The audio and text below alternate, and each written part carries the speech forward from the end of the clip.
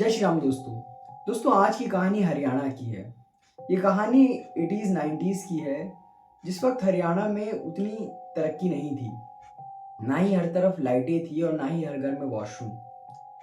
उस वक्त जैसे आपने एक मूवी देखी होगी टॉयलेट एक प्रेम कथा, उसकी तरह ही सभी लोग बाहर शौच करने जाया करते थे।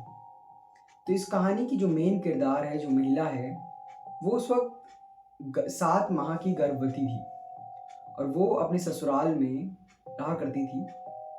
तो वो अपनी जो सास होती है उनसे पूछती हैं कि क्या मैं ऐसे करके करीब सुबह के 3 या 4 बज रहे थे, तो सब औरतों के साथ बाहर वॉशरूम के लिए फ्रेश होने जा रही हूँ। तो वो कहती है कि ठीक है चली जाओ। तो उनके साथ चली जाती है। जब वो वहाँ से फ्रेश होकर वापस आ रही होती है, तभी उसे ऐसा महसूस होता है कि किसी ने उसकी पेट पर कोहनी मारी हो। तो उस वक्त उसे कुछ भी ढंग से दिखाई तो देता नहीं है, क्योंकि चारों तरफ अंधेरा छाया हुआ था। तो वो अपनी जो उसकी साइड में औरत होती है उससे कहती है कि तुमने मुझे अभी अभी मारा। वो औरत उससे इस चीज़ के लिए इनकार करती है, लेकिन थोड़ी देर उनके बीच में इस बात के लिए बहस रहती है। उसके बाद वो औरत वापस अपने घर आ जाती है। लेकिन उसी रात से उस औरत की ज़िंदगी में एक बहुत बड़ा बदलाव आने वाला था। वो जैसे ही घर वापस आती है, उसके बिहेवियर में बहुत सारे चेंजेस होने लगते हैं। वो औरत किसी भी की भी बात का ढंग से जवाब नहीं दे रही थी। वो बहुत चुप चुप सी रहने लगी थी और ये चीज़ उसके घर वाले नोटिस कर रहे थे। लेकिन उस वक्त किसी भी औरत की उतनी सुनी नहीं जाती थी, ना ही उनको उतना इम्पोर्टेंस दिया जाता था। इस कारण वो लोग इस चीज़ को इग्नोर ही कर रहे थे। लेकिन कहीं ना कहीं सबके दिल में एक डर था कि कहीं इसके इस व्यवहार का बच्चे के ऊपर गलत असर ना पड़े। कुछ समय बाद जो उसकी सास होती है उसे कहती है कि तुम कुछ समय के लिए अपने घर क्यों नहीं घूम आती हो सकता है तुम्हारे जो भी बिहेवियर में चेंजेस हैं ये ठीक हो जाएं। वो लड़की उस चीज़ के लिए राज़ी हो जाती है और वो वापस अपने घर चली जाती है। वो जैसे ही घर आती है, उसके बिहेवियर में जो चेंजेस थे ये अपने घर पर भी जारी रहते हैं। उसने खाना पीना लगभग छोड़ दिया था। वो कुछ भी खाती नहीं थी और अगर कोई उससे सामने से खाने के लिए पूछे तो वो अपने आप को रोक ही नहीं पाती थी। वो लगातार खाती चली जाती थी। ये चीज़ें आसपास के उसके जो लोग रह रहे थे उनको बहुत अजीब लग रही थी। एक दिन उसकी माँ उससे पूछती है कि बेटा तुझे कुछ हो गया है क्या? तो ऐसा क्या हो रहा है? तू ऐसा क्यों बर्ताव कर रही है? तो औरत अचानक से रोने लगती है। वो बताती है माँ मुझे हर रात ऐसा लगता है कि जैसे कि कोई मुझे खा रहा है। ये बात सुनकर उसकी माँ को बहुत अजीब लगता है कि कोई तुझे खा रहा है मतलब? वो बताती है कि मुझे हर रात ऐसा महसूस होता है कि कोई मेरे पैरों पे काट रहा है, कोई मेरे कंधे पे काट रहा है। ये चीज़ सुन के उसके घर वाले थोड़े से घबरा जाते हैं। उन्हें लगता है कि शायद उनकी बेटी के ऊपर कोई काला साया या इस तरीके की कोई चीज़ है। वो कई सारे झाड़ फूँक वाले ऐसे ही कई सारे लोगों को बुलाते हैं, लेकिन सबका कोई फ़ायदा नहीं होता। आखिर में थक हार कर वो जो कुछ भी हो रहा था उसको चलते रहने के सिवा और कुछ भी नहीं कर सकते थे। तभी कुछ दिनों के बाद उनके घर पे एक आदमी आता है। वो आदमी उनके घर पे कोई मिठाई वगैरह देने आया होता है। तभी वो उस लड़की को देखता है और वो कहता है कि तुम्हारी लड़की के ऊपर किसी प्रेत का वास है और मैं इस प्रेत को ठीक कर सकता हूँ। ये चीज़ सुनकर उस लड़की के घर वालों के अंदर जैसे मानो एक आस सी जगती है कि शायद हमारी बेटी ठीक हो सकती है। वो कहता है मैं तुम्हारी बेटी को ठीक कर सकता हूँ, लेकिन मैं ये जो भी काम है ये सब रात में करूँगा। वो उस रात उस लड़की के घर आता है, उसके पिता को घर के बाहर जाने के लिए कहता है और उसकी माँ के हाथों में कोई कागज़ थमाता है। उस कागज़ पर बहुत सारे मंत्र लिखे हुए होते हैं जिसकी बारे में उसकी माँ कुछ भी नहीं जानती थी।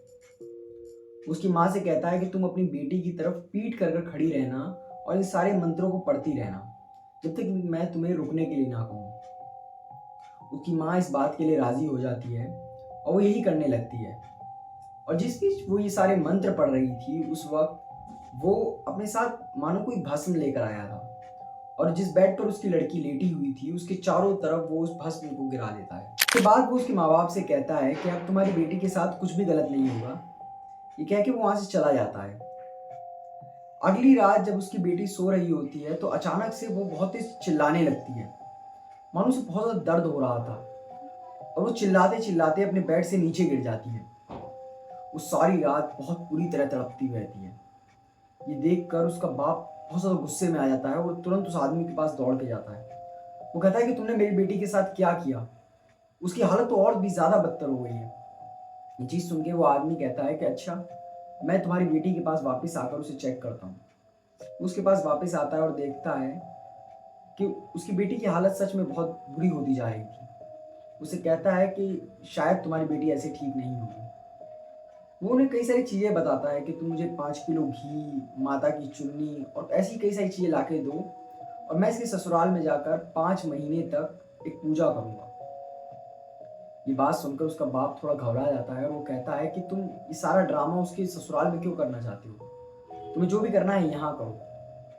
वो ये आदमी ये बात सुनकर कहता है कि अच्छा ठीक है, मैं तुम्हारी बेटी को यहाँ पर ही ठीक कर देता हूँ, लेकिन उसकी कुछ शर्तें हैं।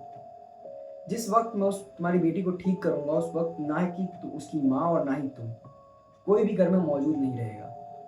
मैं वापस से अगली रात इस घर में आऊँगा और उस वक्त तुम दोनों मेरे घर चले जाना और उस वक्त मैं तुम्हारी बेटी को ठीक करूँगा। पहले तो उसके बाप को ये चीज़ बहुत ज़्यादा अजीब लग रही थी, क्योंकि किसी भी गैर आदमी के साथ अपनी बेटी को ऐसे छोड़ना उन्हें सही नहीं लग रहा था। लेकिन वो मजबूर थे, वो कुछ कर नहीं सकते थे और ना ही अपनी बेटी को ऐसे तड़पते देख सकते थे। इस कारण वो इस चीज़ के लिए राज़ी हो जाते हैं। अगली रात जब वो आदमी उसके घर आता है और वो वापस से उसकी माँ को कोई कागज़ थमाता है और कहता है कि ये कागज़ आप मेरे घर ले जाकर पढ़ती रहना। तभी अचानक से उसकी माँ के अंदर जो उसके पितृ होते हैं वो आ जाते हैं। जी हाँ दोस्तों, पितृ दरअसल लोगों के परिवार के वो पूर्वज होते हैं जो उनके परिवार की रक्षा करते हैं। और जैसे ही उसकी माँ के अंदर वो पितृ आते हैं, वो अचानक से उस आदमी के ऊपर बहुत ज़्यादा गुस्सा हो जाते हैं। उसके ऊपर चिल्लाने लगते हैं कि क्या हम नहीं जानते तू उस लड़की के साथ क्या करना चाहता है? यहाँ से चला जा, वरना तेरे साथ अच्छा नहीं होगा। ये सुनकर वो आदमी थोड़ा घबरा जाता है और वहाँ से तुरंत निकल जाता है। उसके पिता को कुछ भी समझ नहीं आ रहा था, लेकिन वहीं पर उसकी मौसी भी उस वक्त आई हुई होती है, जो उन्हें बताती है कि ये हमारे पितृ हैं और इनका नाम ये है। वो जो उसके पितृ आए हुए होते हैं वो उन्हें बताते हैं कि तुम्हारी बेटी के ऊपर कोई भी बहुत बड़ी शक्ति का वास नहीं था। ये एक छोटा सा प्रेत था जिसे कोई भी अगर तुम किसी ढंग के इंसान के पास जाते तो उसे ठीक कर सकता था। लेकिन इस आदमी ने तुम्हारी बेटी के साथ कई 100 प्रेतों को बांध दिया है। उस वक्त जिस रात ये पूजा करने आया था, इसने कब्रिस्तान के न जाने कितनी आत्माओं को तुम्हारी बेटी के साथ बांध दिया। और इस वक्त जब ये इस रात तुम्हारी घर आया है तो ये तुम्हारी बेटी के साथ बहुत गलत चीज़ें करना चाहता था। ये सुन के उसके पिता को बहुत ज़्यादा गुस्सा आता है और वो अपनी दराती उठाकर उसे मारने के लिए निकल पड़ता है। सारे गांव में ये बात फैल चुकी थी कि उसका पिता उस आदमी को मारना चाहता है। तो ये बात उस आदमी तक भी पहुंच गई थी। वो तुरंत उस गांव को छोड़ने की तैयारी करता है, लेकिन छोड़ने से पहले वो अपने एक रिश्तेदार से मिलता है, उसे बताता है कि ऐसे ऐसे उसकी लड़की थी और मैंने तो उसे ऐसा बांध दिया है कि ना वो इधर की रही ना उधर की, उसे कोई भी नहीं बचा सकता। ये चीज़ कह के वो वहाँ से निकल जाता है। जब उस लड़की का पिता ढूंढते ढूंढते उस रिश्तेदार के पास आता है तो उससे पूछता है कि वो आदमी कहाँ गया। तो वो रिश्तेदार उसे बताता है कि वो आदमी ने तो गाँव छोड़ दिया है और बहुत मुश्किल है कि आप उसे ढूंढ पाओ।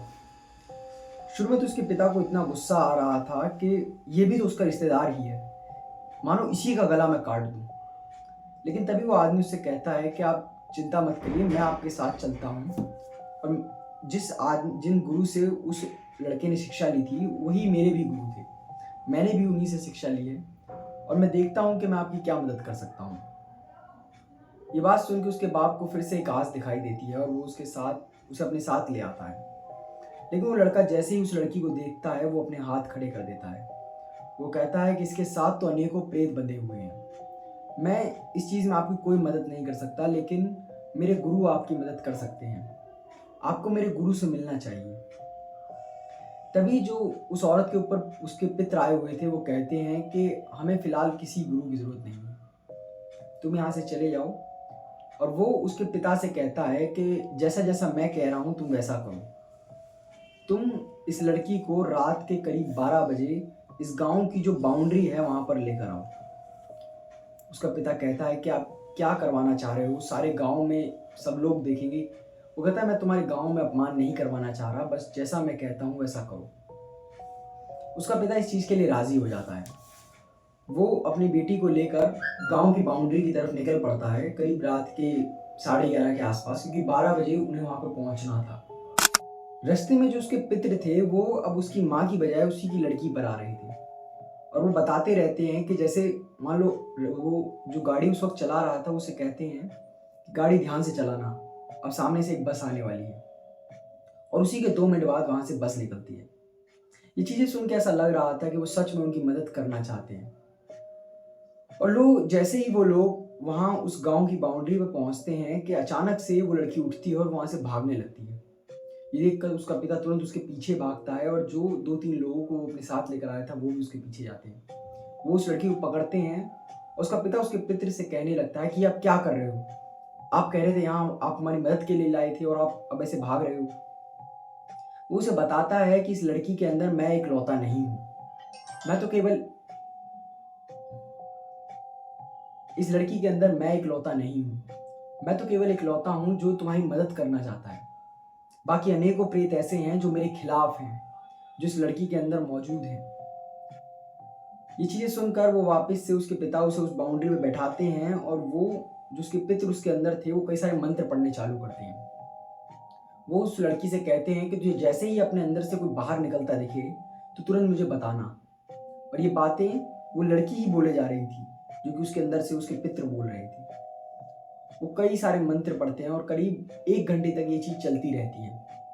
1 घंटे बाद वो लड़की अचानक से आवाज लगाकर कहती है कि मुझे कोई अपने अंदर से निकलता हुआ दिखा।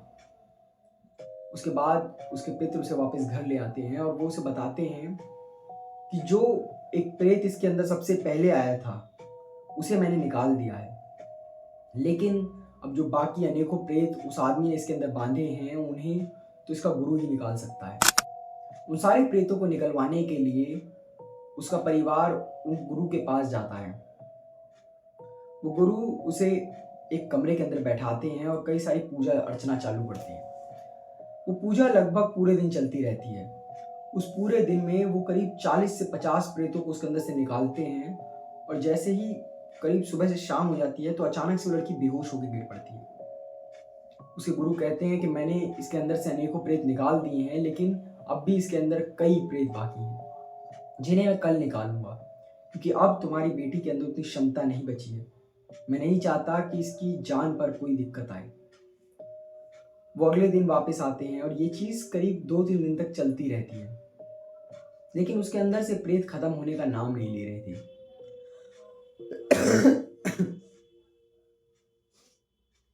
भाई आ रही है कहां से, क्या करूं मैं, कंट्रोल कर फिर।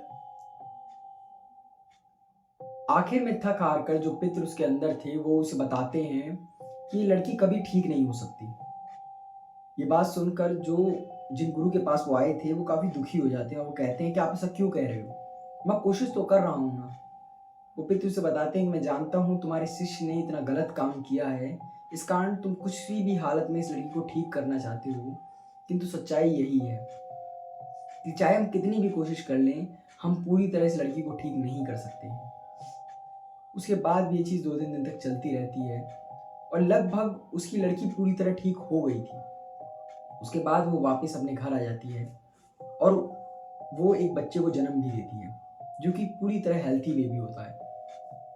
लेकिन जैसा कि उसके पिता ने कहा था, वो लड़की पूरी तरह उन प्रेतों से कभी मुक्त नहीं हो पाई थी। इस कारण उसके जो पित्र होते हैं वो उसे वचन देते हैं कि मैं जिंदगी भर तुम्हारे साथ रहूंगा, जिससे कि जो प्रेत तुम्हारे अंदर से गए हैं वो वापस तुम्हारे अंदर ना आए, और जो तुम्हारे अंदर हैं वो तुम्हें किसी भी प्रकार की हानि ना पहुंचा सके। वो कई समय तक उनके साथ रहती है, और जब तक वो पित्र उसके साथ रहते हैं वो एक काफ़ी हैप्पी लाइफ जी रही होती है। ये बात थोड़ा बहुत गांव में फैल चुकी थी कि इस लड़की के अंदर इसके पित्र रहते हैं, तो आसपास के गांव वाले अपनी परेशानियां लेकर उसके पास आते थे, और उसके पित्र उन परेशानियों को दूर भी किया करते थे। लेकिन अचानक एक दिन एक आदमी उसके घर पहुंचता है, और वो उसके पित्र का मजाक उड़ाने लगता है। वो कहने लगता है कि इसके अंदर कोई पित्र नहीं आते, और ये सब सिर्फ एक ढोंग कर रही है, भला ऐसे कैसे हो सकता है।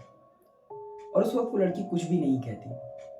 उस आदमी के जाने के बाद वो पितर उसके अंदर दोबारा आते हैं और वो कहते हैं कि मैं अब और तुम्हारे अंदर नहीं रह सकता। उस आदमी ने मेरा इतना मजाक उड़ाया, मेरा इतना अपमान किया और तुम लोग कुछ भी नहीं बोले। मैं अब तुम्हारे अंदर से जा रहा हूँ।